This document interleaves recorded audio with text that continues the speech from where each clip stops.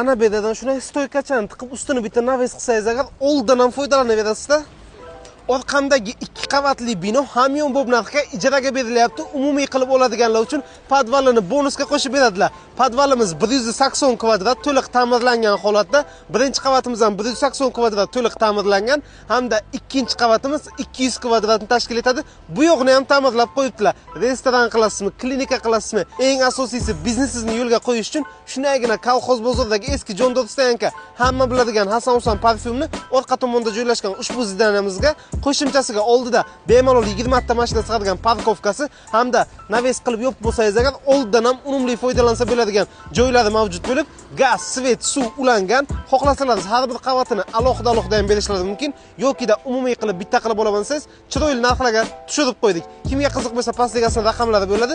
Videoni esa kolxoz bozor atrofidan ijaraga joy izlab yurgan tanishingizga ulashib qo'ying.